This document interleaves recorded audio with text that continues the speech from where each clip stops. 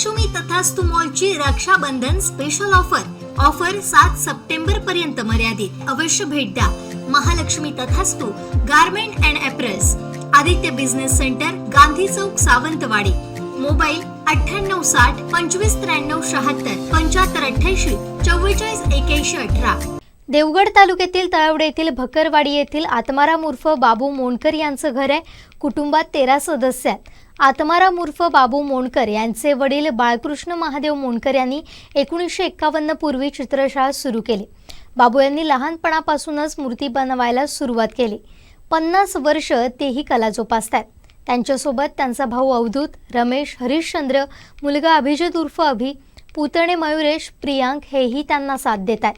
याची खासियत म्हणजे मागणी तशी हाती गणपती अजूनही बनवून दिल्या जातात.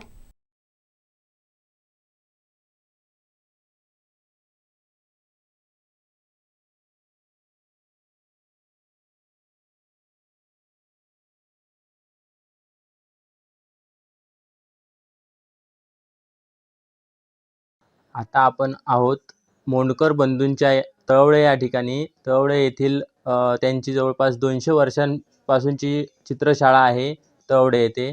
तर आपण या तळवडे येथील मोंडकर बंधूंच्या चित्रशाळेत आपण आलो आहोत. तर या ठिकाणी आपण त्यांना विचारूया की किती वर्षापासून त्यांची ही अविरतपणे परंपरा सुरू आहे. तर आता आपण आहोत तळवडे येथील मोंडकर बंधूंच्या चित्रशाळेत. मोंडकर बंधूंची ही चित्रशाळा जवळपास 200 वर्षाच्या आसपास ही या चित्रशाळेला झालेली आहेत. काय सांगाल आपण की या ठिकाणी आपली ही चित्रशाळा जवळपास 200 वर्षांपासूनची सुरू आहे. तर या चित्रशाळेत आपण किती वर्षापासून आणि कशा प्रकारे काम करताय? मी जवळजवळ 50 वर्ष झाली मला काम करायला लागल्यापासून. 50 वर्षापासून चालू आहे. आमचा धंदा आजोबांपासून चालू आहे.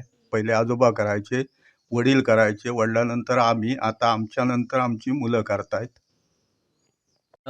मातीचे दर वाढले असल्यामुळे महागाईच्या युगात तुम्हाला ह्या व्यवसायामध्ये कसं काय आता परवडतं? परवडतं म्हणजे कसं, आता महागाई झालेली आहे. महागाई झाल्यामुळं तर दर वाढवावा लागतो. मूर्तीचे दर वगैरे जास्त घ्यावं लागतात. आता फुटाला 2,000 2,500 रुपये फुटाला घेतो. याप्रमाणे तर आमचं हे असतं, हिशोब असतो. तरच परवडतं, नाही तर परवडत नाही. आता आपल्या या शाळेत किती कामगार कामाला वगैरे असतात काय? एकूण 7 आहेत. आमचे भाऊ आणि मुलं आणि एवढेच आम्ही, आणि कारागीर 2 जण. या शाळेत आपण माती कुठून आणता? माती व्यापारी असतात आणि ते गुजरातवरून माती घेऊन येतात इथे, आणि त्याच्यानंतर आम्ही इथे घेतो त्यांच्याकडनं ते. म्हणजे या चित्रशाळेत जवळपास किती प्रमाणात मूर्त्या आपण बनवता? जवळजवळ 150 पर्यंत असतात. लहान मोठ्या जवळजवळ 2,000 पासून 20,000 20-25,000 पर्यंत असतात. 5 फुटाच्या मूर्त्या असतात, 2 असतात, 1-1.5 फुटाच्या असतात. अशा मूर्त्या असतात. तर आपल्या या शाळेत म्हणजे कुठून कुठून माणसं मूर्ती नेण्यासाठी येतात? जिल्ह्यातून येतात, परत जिल्ह्यातून येतात, अशी कुठून कुठून आपल्या या शाळेत माणसं ज्या मूर्तीच्या ऑर्डर वगैरे आपल्याला येतात? आणि इथे देवगड वगैरे असतं, देवगडपासून असतात. इथे मिठभाव वगैरे, गडी तामाना, वरेरी या गावचे असतात लोक. अधिक प्लस बाहेरचे सुद्धा, किंजवडा वगैरे, आचरा या ठिकाणी असतात मूर्त्या. आपल्या शाळेतून परजिल्ह्यातून मागणी असते काय गणपतींना? कणकवलीपासून असतात, परत रत्नागिरी वगैरे या साईडचे असतात, राजापूरचे असतात, कोल्हापूरच्या काही मूर्त्या असतात. अशा मूर्त्या अनेक ठिकाणसून असतात. ऑर्डर फक्त स्वीकारतो. मूर्त्या अशा म्हणजे विकल्या जात नाही कच्च्या वगैरे, फक्त ऑर्डरप्रमाणे बनवून दिल्या जातात.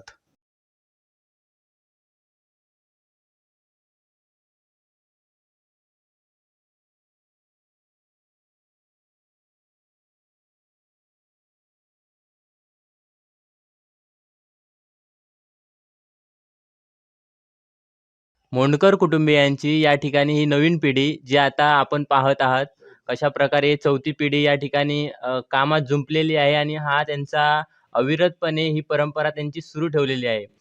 काय सांगाल आपण या ठिकाणी कशा प्रकारे ही कला तुम्ही जोपासताय? म्हणजे आम्ही बालवाडी किंवा शाळेत असल्यापासून इथे बघून बघून काम करतोय. मग तेव्हा छोटे छोटे गणपती बनवायचे यांच्याच बरोबर. मग नंतर 10वी झाल्यानंतर मी फाउंडेशनला ॲडमिशन घेतलं सावर्ड्याला. तिथे चित्रकला महाविद्यालय आहे सावर्डा चिपळूण. तिथे 1 वर्ष पहिला कोर्स करायला लागतो फाउंडेशनचा. फाउंडेशन झाल्यानंतर तुम्हाला एक चॉईस असतो की ATD आहे, पेंटिंग आहे, शिल्पकला आहे आणि आर्किटेक्ट आहे. कमर्शियल करू शकता. मग त्याच्यातून तुम्हाला जिथे कोर्स आहे किंवा हे आहे ना, काम आहे, तिथे तुम्ही ॲडमिशन घेऊ शकता. मी शिल्पकलेला ॲडमिशन घेतलेलं त्यावेळी बरोबर. 2014 मध्ये. बरोबर. 2014 मध्ये नंतर 2014 मध्ये 2020 तागत मी कॉलेज कंप्लीट केलं 5 वर्षाचं. 1 वर्षाचं फाउंडेशन आणि 4 वर्षाचं डिप्लोमा Yes. शिल्पकलेचा. या कलेमध्ये तुम्ही कशा प्रकारे आपल्या कुटुंबियांना, आपल्या परिवाराला हातभार लावताय? शिक्षण घेतल्यानंतर बेसिक गोष्टी चांगल्या कळतात आपल्याला. मग बाहेर मुंबईत काम करून आपल्याला कळतं की क्वालिटी किती चांगली लागते. मग ती क्वालिटी इकडे आणून थोडंसं कामामुळे डेव्हलपमेंट केलं आणि थोड्या मूर्त्या अजून कशा चांगल्या होतील आपल्याकडून ते प्रयत्न केले तेवढं. ह्या आपल्या मूर्त्या शाडू मातीपासून गणपती पण असतात आणि POPचे पण असतात. त्या प्रकारे तुमच्याकडे कसल्या प्रकारच्या गणपती मूर्त्यांसाठी जास्त मागणी असते? आता आमच्या शाळेत बघितलं तर POPला जास्त आहे. 60% तर POPचं आहे, 40% आहे मातीचं.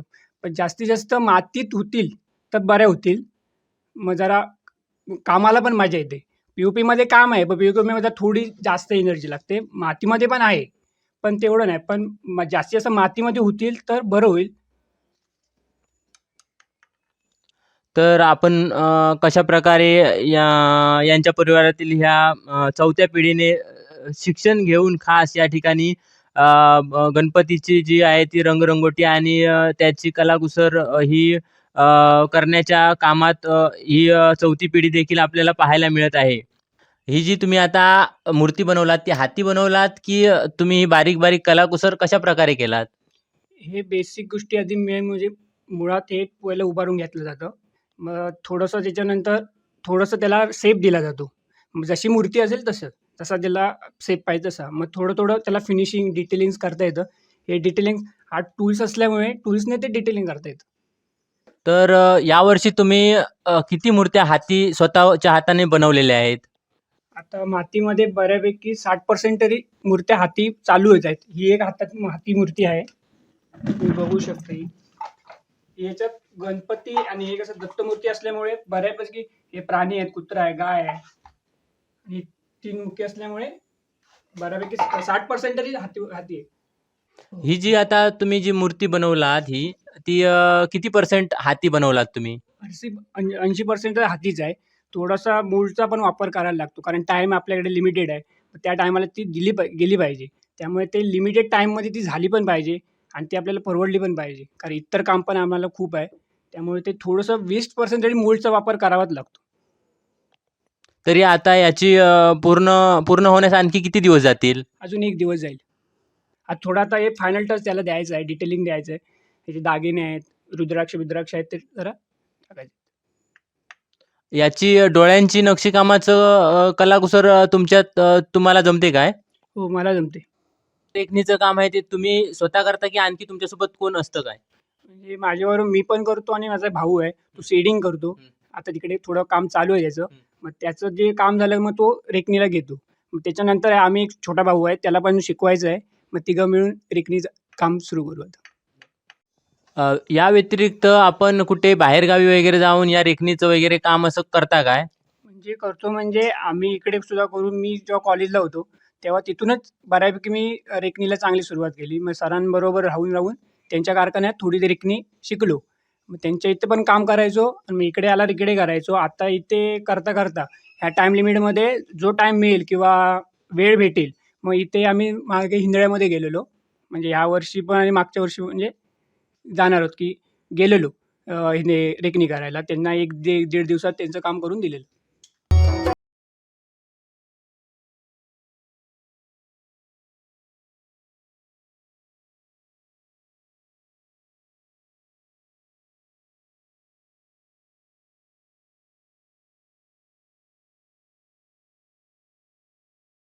आता ह्या ठिकाणी किती वर्ष झाली तुम्हाला या ठिकाणी काम करताना?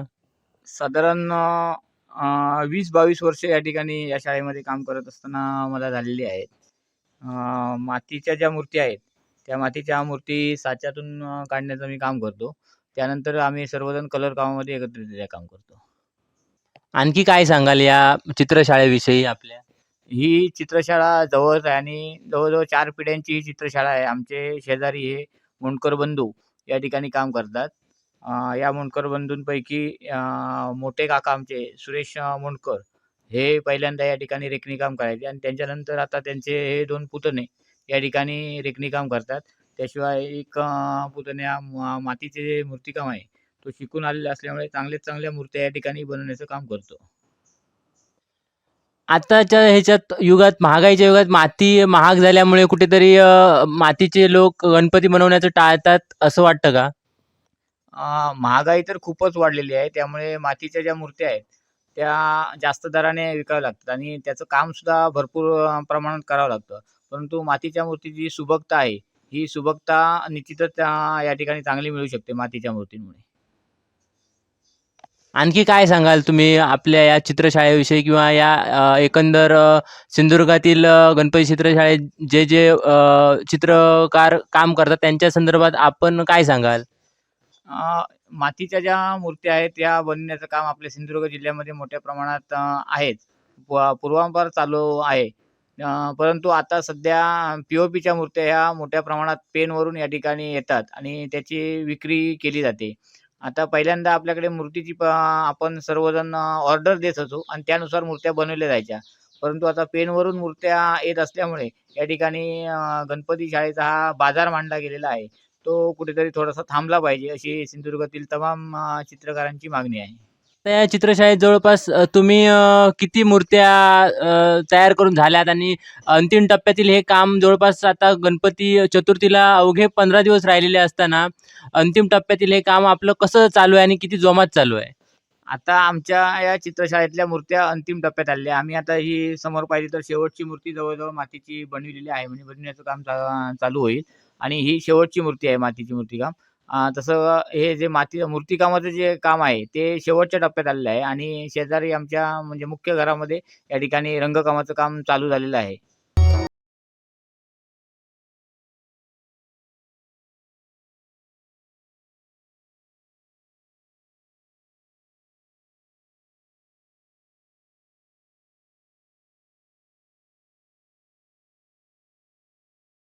तर या ठिकाणी आपण पाहू शकाल की आचरा इनामदार संस्थांचा रामेश्वर येथील या गणपतीची देखील ऑर्डर या मोंडकर कुटुंबियातील बंधूंना या ठिकाणी या वर्षीची मिळालेली आहेत.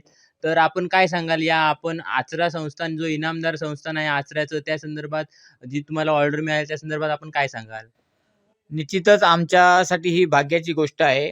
20 पूर्वी आम्ही आचरा संस्थानमध्ये रामेश्वराच्या सार्वजनिक गणेश उत्सव मंडळासाठी मूर्ती देण्याचं मान्य केलं होतं. तशी नोंदणी त्या ठिकाणी केली होती आणि आमच्यासाठी भाग्याचं या वर्षीचं हे वर्ष आहे, की आचऱ्याच्या श्रीदेव रामेश्वर देवस्थानमध्ये आम्ही 42 दिवसाचा जो त्यांचा सार्वजनिक गणेशोत्सव असतो, यासाठी मूर्ती आम्ही यावर्षी आमच्या चित्रशाळेतून देणार आहोत. त्यासाठी त्यांची काय बिदागी वगैरे काय ते तुम्हाला देणार आहेत की? याविषयी काही कल्पना नाही. परंतु प्रत्येक वर्षी प्रत्येक चित्रकार आपली कला सादर करण्याची संधी त्या ठिकाणी प्राप्त करून घेत असतो आणि त्या उद्देशानं ही मूर्ती देण्याचं आम्ही मान्य केलेलं आहे. आम्ही कोणतीही बिदागीची अपेक्षा या ठिकाणी रामेश्वर संस्थानकडून ठेवलेली नाही. हे त्या ठिकाणी मूर्ती देणं हेच आमचं भाग्य आहे. म्हणजे आपण सर्वस्वी ही मूर्ती तुमच्यातर्फे मोफत त्यांना पुरवणार आहात. हो, निश्चितच ही मूर्ती आम्ही मोफत देणार. कोणतीही बिदागी या ठिकाणी घेणार नाही. रामेश्वराच्या चरणी आमची सेवा जी आहे, गणेशाची सेवा, ही यावर्षी या निमित्ताने आम्ही देणार आहोत. तर आपण कशाप्रकारे पाहिलात की या वर्षीची जी आचरा संस्थानचा जो रामेश्वरची जी मूर्ती असते गणपतीची जी 42 दिवसांची असते ती या मोंडकर कुटुंबियांनी त्यांना यावर्षीची मूर्ती जी आहे ती मोफत देण्याचे या ठिकाणी त्यांचं ठरवलेलं आहे आणि हे त्यांच्यासाठी जे आहे ते भाग्याचं आहे.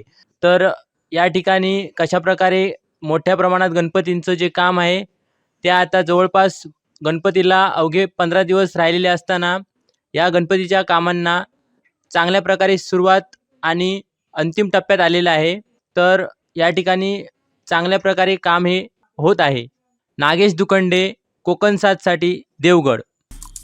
आमचे दिवसभरातले सर्व अपडेट्स, ताज्या घडामोडी आणि थेट लाईव्ह पाहण्यासाठी सबस्क्राईब करा, लाईक करा कोकणचं नंबर 1 महा चॅनल कोकण 7 लाईव्हचं YouTube चॅनल.